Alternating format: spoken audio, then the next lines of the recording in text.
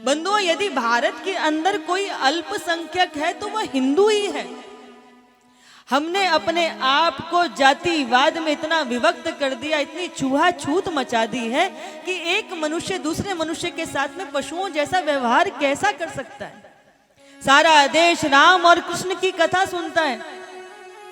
भगवान राम क्यों कहते हो? भारत में तो बहुत सारे राजा थे, एक और राजा हो जाते राजा राम।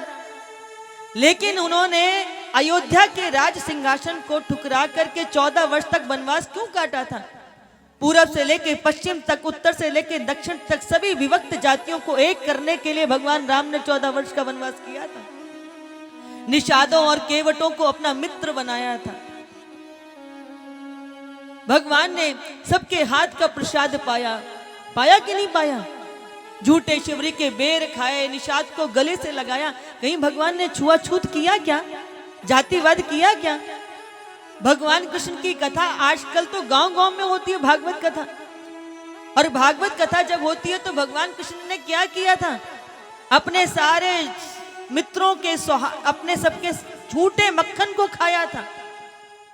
खाया था कि नहीं खाया था? हम भगवान राम से और कृष्ण से भी बड़े हो गए। हम जातिवाद करते हैं, दूसरों को हीन समझते हैं, छोटा समझते हैं। अरे एक बात बताओ आप, अगर आप भगवान के बात को भी पकड़ते हो तो भगवान ने क्या कहा? भगवान ने कहा, नारायण ने, कि ब्राह्मण बुद्धि का काम करते हैं, यानी कि सत्कार्य करते हैं, भजन का, यज्ञ का, कथा का। हाँ, तो उन्होंने कहा कि मेरा जो मुख है वो ब्राह्मण है, यानी कि मति का काम ब्राह्मण करता है। देश की रक्षा का कार्य कौन करते हैं? बोले क्षत्रिय करते हैं। क्षत्रिय बाहु हो गए। और समष्टि को चलाने के लिए, यानी कि धन के उपार्जन, यानी कि स्थिति को साधने का काम किसका है? वैश्य का। तो वो स्थिति हो गया, यानी कि पेट हो गया, स्थिति हो गया। और सेवक, यानी कि सेवा का कार्य चरण करते हैं। पर ये चारों अंग हैं किसके? चारों अंग तो नारायण के ही है ना।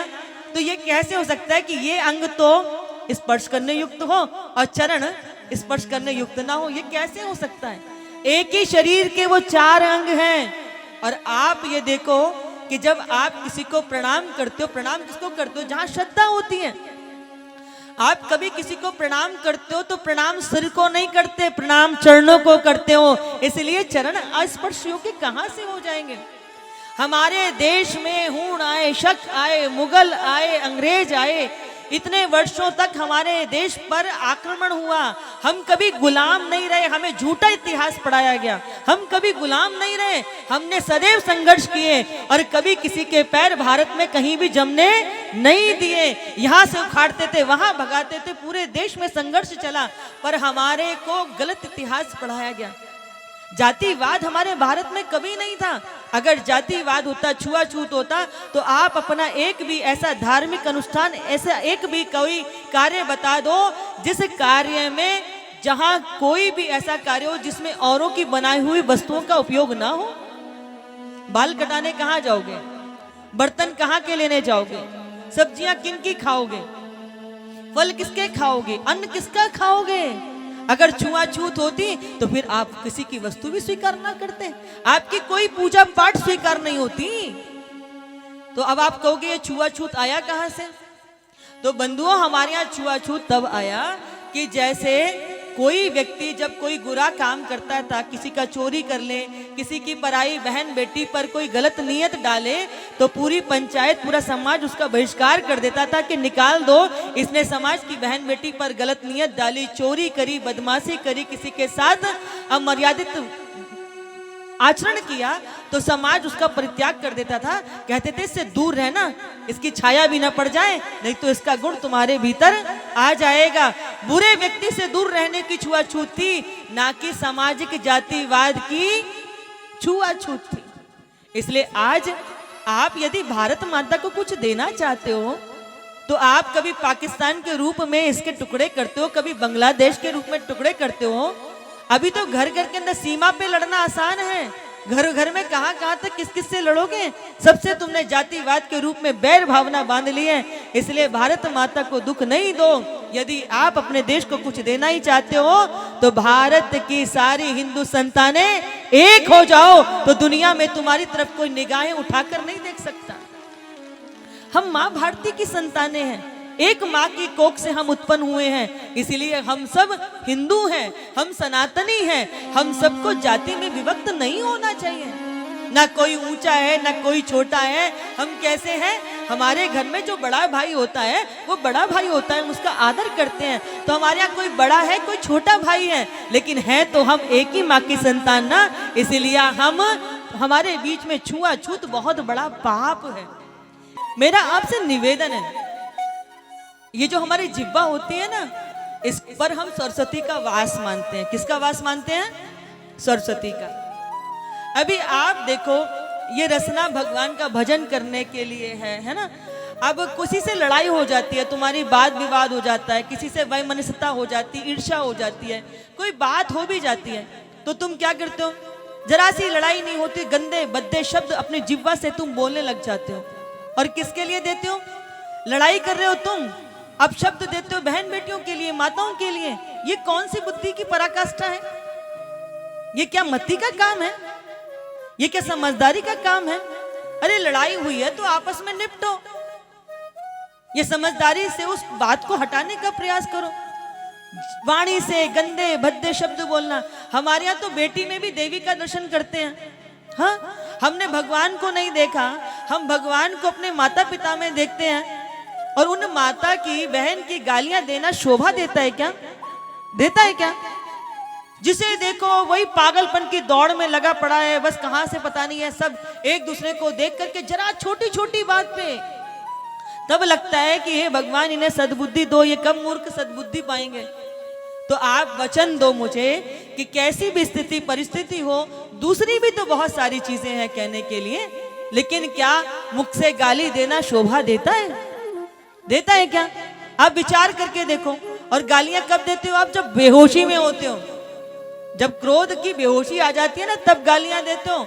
यदि होश में हो तो गालियां देते हो क्या? देते हो क्या? इसका मतलब आप जब होश में, आपको पता है कि गाली देना अच्छी बात नहीं है। गालियां कब दोगे? जब क्रोध की बेहोशी में आ जाते हो। इसका मतलब वो अच्छा नहीं है। तीसरा क्या करोगे? गर्भ में बेटियों की हत्या नहीं करोगे। बेटी को गर्भ में मारना बहुत बुरा पाप है। और आज के समय में जहां सबसे ज्यादा यदि माता पिता दुखी हैं तो वो अपने बेटों से दुखी हैं। पूछो क्यों? एक ही तो तुम बेटा पैदा करते हो, उसे भी तुम अंग्रेज बनाने में लग जाते हो। घर में खाने को ना होगा, बैंक से लोन लोगे, पड़ोसियों से मांग मांग के लाओगे, कॉन्वेंट विद्यालय में पढ़ने के लिए भेजोगे कि अंग्रेज बन जाए। वो जैसे ही अंग्रेज बनता है सबसे पहले अपने माँ बाप को ही मूर्ख समझना शुरू कर देता है। और फिर उसे लगता है कि अरे गांव में मैं गोबर ढोऊंगा, गाय चराऊंगा, घर में ये चारा काट के लेके आऊंगा, चाहे बाहर 10,000 रुपए की नौकरी क्यों ना मिले, पर वो अंग्रेज बन के 10,000 रुपए की नौकरी करने के लिए कहाँ जाएगा? दिल्ली बंबई की धूल चाटेगा। और वहां दिल्ली बंबई में आपके लिए 10,000 रुपए में कमरे रखे हैं क्या? रखे हैं क्या? या खुला आसमान दिखाई देता है, वहां बाथरूम जैसे कमरे तुम्हें 5-5, 7-7 हजार रुपए में किराए पे मिलते हैं। उसमें भी बिजली का बिल अलग से दो, खाने को भोजन नहीं, रहने को ढंग से छत नहीं। पर गांव में ऐसे कहेंगे भैया शहर में नौकरी करते हैं, बहुत बड़े अंग्रेज हैं, जाके देख के आओ शहर में तो होटल में कहीं चाहे जाके झूठी पत्तलें घिस रहे हो। पर अपने घर का व्यक्ति राजा कहलाता है ना। खेती नहीं कोई करना चाहता, 5 बीघा खेती नहीं होगी, पर भस्मासुर पहले ट्रैक्टर लॉन पे निकाल लाओगे। अब उसकी किस्तें देते देते देते देते अगर कोई मेहनती व्यक्ति हो ना तो 50 बीघा खेत में भी उसको ट्रैक्टर की आवश्यकता नहीं है। अगर आपको खेती करना, यदि आप हकीकत बता रहे हैं, आप अगर आप विधि विधान से खेती करना सीख लो ना, तो मात्र एक गाय की गोबर से आपके 1 एकड़ खेत के लिए खाद बन जाती है। अभी तो जो आप खादें डाल रहे हो ना, आने वाले समय में खेत आपकी फसल को पैदा करना ही बंद कर देंगे, क्योंकि खेतों की उर्वरक शक्ति समाप्त होती जा रही है। पहले हमारे यहाँ गाय होते थे, बैल होते थे, हम उनसे खेती करते थे, गाय का गोबर गिरता था, खेती की मिट्टी उपजाऊ बनती थी। अभी हम पुनः उसी ओर जा रहे हैं, देसी गाय की खाद की ओर जा रहे हैं। आने वाले समय में आपके खेतों से देखो केंचुए चले गए। केंचुए के क्या करते थे? पहले वो नीचे तक जाते थे और मिट्टी में छेद करते थे, बारिश का जल नीचे जाता था, हवा जाती थी, अभी वो सब बंद हो गया। जरा सा पानी पड़ता नहीं है कि आपकी फसल का नाश हो जाता है। पहले कितना भी पानी गिर जाता था वह भूमि सारा पानी पी जाती थी। आपको फिर जाना पड़ेगा, जहर खा रहे हैं, जहर पैदा कर रहे हैं, ये सारे यूरिया क्या है, सब जहर हैं। पहले कभी किसी ने कैंसर सुना था? अभी अनेक अनेक कैंसर पैदा हो रहे हैं। कहां से पैदा हो रहे हैं? ये सब आपके भोजन से पैदा हो रहे हैं।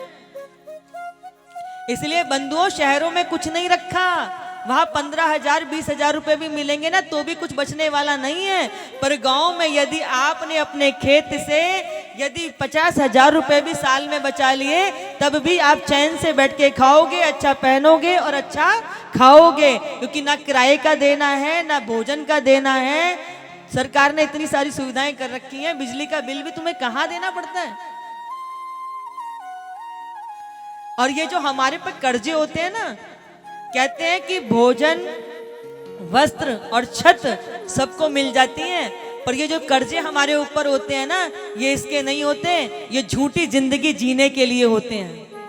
आप झूठी शान और शौकत की जिंदगी दुनिया को दिखाना चाहते हो कि देखो मैं इतना बड़ा हूं, मैं ऐसा पहनता हूं, मैं ऐसा खाता हूं, मेरे पास ऐसी गाड़ी है, चाहे गाड़ी की किस्तें चुक रही हो, पेट्रोल भरने के लिए पैसा ना हो, और हम दिखावे की जिंदगी जी करके दुखी हैं। जिस दिन हमने अपनी सत्यता को स्वीकार कर लिया, हम चैन की जिंदगी जिएंगे, चैन का खाएंगे और चैन से ही रात में सोएंगे। इसलिए झूठी जिंदगी जीने में कुछ नहीं रखा। सत्यता को स्वीकार कर लो कि हम तो ऐसे ही हैं, और जब आप स्वीकार कर लेते हो कि हम ऐसे ही हैं, तो आपके प्यार करने वाले भी आपको उसी रूप में स्वीकार कर लेते हैं। इसलिए गांव जैसी जिंदगी ना कहीं मिलने वाली नहीं है। शुद्ध भोजन, शुद्ध जिंदगी, पर्यावरण इतना शुद्ध है। हम तो जब से सिजई में आए ना अपने आश्रम पे, पूछो सर्व सिद्धा जी से, कहते हैं यहाँ पर आकर के तो ऐसी चैन की नींद आती है कि उठने का मन ही नहीं करता। इतनी चैन की नींद है, इतनी सात्विकता, प्रदूषण फ्री। कल तो ये लोग भोजन बना रहे थे चूल्हे पे, तो दुनिया को दिखाने के लिए ना कितना बड़ा महान काम कर रहे हैं, उसको भी लाइव डाल रहे हैं कि देखो हम चूल्हे पे भोजन बना रहे हैं। हाँ, यानी कि कितना कितना बड़ा शौक, स्वाभिमान लग रहा है चूल्हे पर भोजन बनाना। पर ये तो देखो, भारत का आज भी 70% व्यक्ति गांव में रहता है, और देखा जाए तो असली भारत जो है वो गांव में ही जीवित है। शहरों में तो झूठे की जिंदगी है, वहां कोई अपना नहीं है। छोटे छोटे माचिस के डिब्बी जैसे फ्लैटों में रहते हैं लोग। हमें तो दिल्ली में कभी जाना पड़ता है, लगता है भगवान कब यहाँ से भागेंगे, दम घुटता है हमारा। और दुनिया दिल्ली बम्बई पता नहीं क्या सोचती है, जैसे स्वर्ग रखा है, बैकुंठ रखा है। ना भोजन है, आपको दुख है, तकलीफ है, बीमार है, पड़ोसी भी पूछने को आता नहीं है। गांव में जरा किसी की तबीयत खराब हो जाए, पूरा गांव देखने के चला जाता है कि क्या हो गया। अपनेपन का कितना बड़ा सुख है। इसलिए अपनी जिंदगी, अपना जीवन, अपना गांव, उससे सुंदर कुछ नहीं है। शहरों में कुछ रखा नहीं है। पढ़ो लिखो, योग्य समझदार बनो, पर अंग्रेज मत बनो। अंग्रेज बनकर कुछ पाओ ना, अंग्रेजों ने कुछ पाया था ना आप कुछ पा सकोगे। इसलिए भारत से प्रेम करो, भारत प्रेमी बनो। अपने गांव से, अपनी जमीन से, अपने माता पिता से प्रेम करो, उनकी इज्जत करो, तो जीवन बहुत सुंदर हो जाएगा। आप सबने यदि इनमें से कोई भी एक बात अपने जीवन में धारण कर ली, तो यही मेरे लिए दक्षिणा होगी, और मुझे लगेगा कि मैंने कुछ अपनों के बीच में कथा सुनाने का जो श्रम किया, वह मेरा श्रम साध्य, मेरा सार्थक हो जाएगा। आप सबके मध्य बैठ के कथा सुनाकर मुझे बहुत सुख मिला। और वैसे भी हृदय से कहूँ तो मुझे गांव देहात क्षेत्रों से बहुत प्रेम है। मुझे नहीं पता कि पिछले जन्म में मेरा क्या रिश्ता रहा होगा, लेकिन जब भी कभी गांव में जाते हैं तो मुझे गांव में आके बहुत आनंद आता है, मुझे बहुत रस मिलता है।